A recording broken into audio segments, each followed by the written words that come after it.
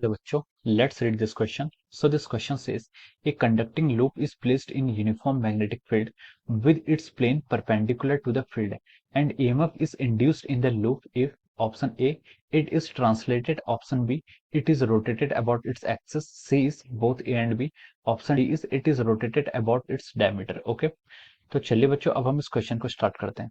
तो देखिए बच्चों इस क्वेश्चन का की कॉन्सेप्ट आप क्या लिख सकते हैं। The key concept of this question is, यहाँ पर आपको क्या बताना है, ईएमएफ कब इंड्यूस होगा। Okay, so we can write down the key concept of this question is our EMF या फिर induce EMF is the key concept of this question.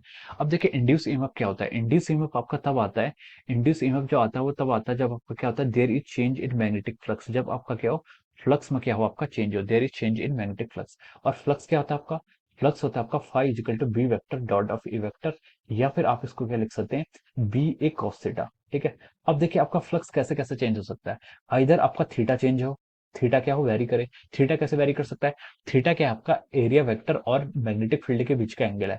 अगर एरिया वेक्टर और मैग्नेटिक फील्ड के बीच का एंगल वेरी करेगा तो cos theta very करेगा।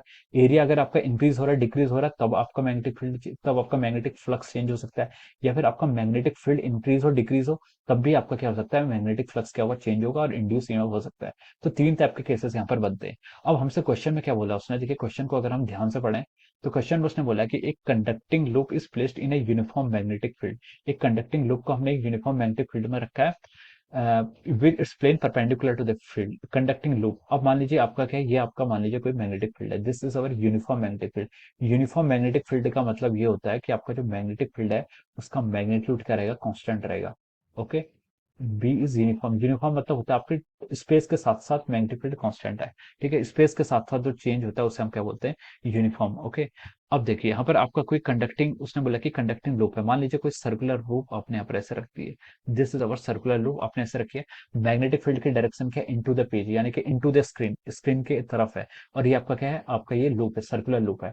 ये सर्कुलर लूप आपने यूनिफॉर्म मैग्नेटिक फील्ड में रख दी है। ओके, अब क्वेश्चन में बोला कि हमें ईएमएफ इंड्यूस करने के क्या क्या तरीके हो सकते हैं, and EMF is induce in the loop if.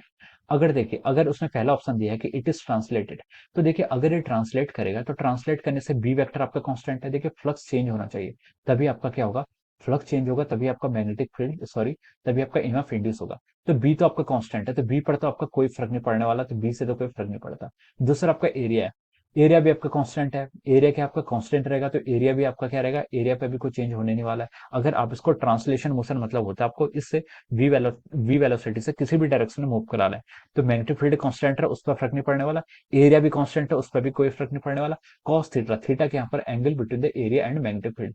इसका एरिया मान लीजिए अगर हम इसको क्लॉकवाइज डायरेक्शन में बोलते हैं, अगर हम क्या बोलते हैं, इसका एरिया वेक्टर क्या क्लॉकवाइज डायरेक्शन में है, तो देखिए इसका एरिया वेक्टर क्या कर रहा है, इनटू द पेज, वो भी एरिया वेक्टर की डायरेक्शन भी क्या रही है, इनटू द पेज आ रही है। ठीक है, अगर आपको देखिए कोई सर्कुलर लूप होती है या फिर कैसे भी लूप है, कंडक्टिंग क्लोज लूप होनी चाहिए। अगर आप उसमें यहाँ पर आपको नॉर्मल यानी कि उसके एरिया वेक्टर की डायरेक्शन फाइंड आउट करनी है, तो आप क्या करिए, उस पर एक एरो ड्रॉ कर लीजिए और एरो को अपने राइट हैंड थंब रूल से पता लगा सकते हैं कि आपका जिस साइड को आपका थंब पॉइंट आउट करेगा, it this will give the direction of the normal, वो आपकी नॉर्मल की डायरेक्शन होगी।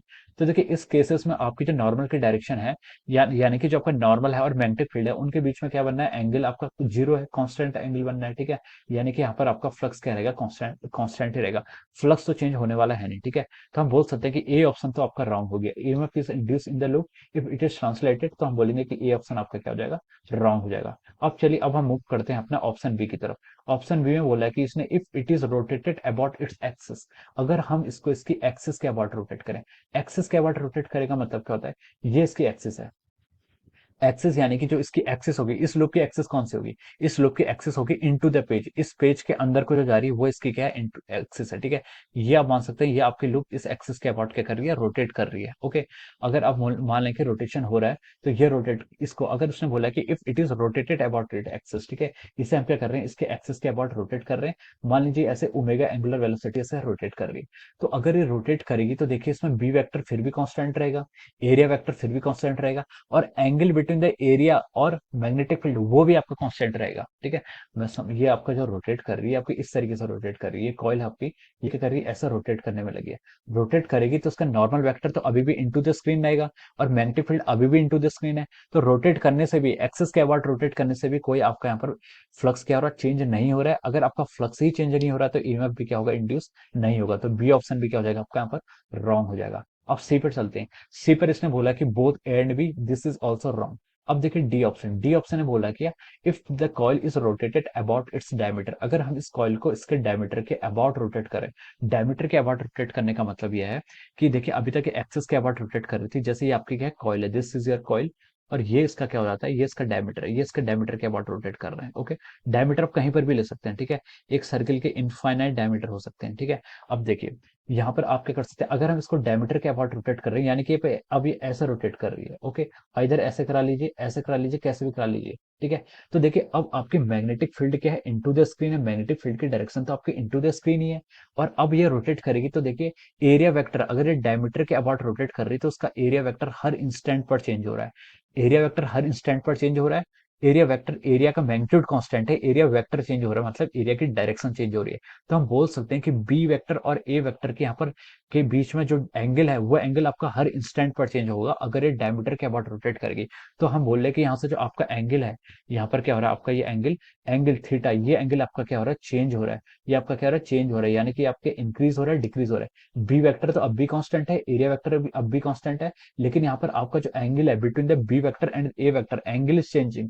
एंगल चेंज होगा तो आपका क्या होगा, फ्लक्स चेंज होगा, और फ्लक्स चेंज होगा तो उसके कारण आपका क्या होगा, ईएमएफ इंड्यूस होगा। तो हम बोल सकते हैं कि इसके करस्पॉन्डिंग जो आपका ऑप्शन डी है, if it is rotate about its diameter, इसके कारण क्या होगा, यहाँ पर ईएमएफ क्या होगा, आपका इंड्यूस होगा। तो हम लिख सकते हैं यहाँ पर जो इसके करस्पॉन्डिंग आपका राइट आंसर होगा, we can write down that the right option answer of this question is option D is the correct answer of this question. Okay, option D will be the right answer of this question. Okay, so I hope you all understood this concept. All the best and thank you so much.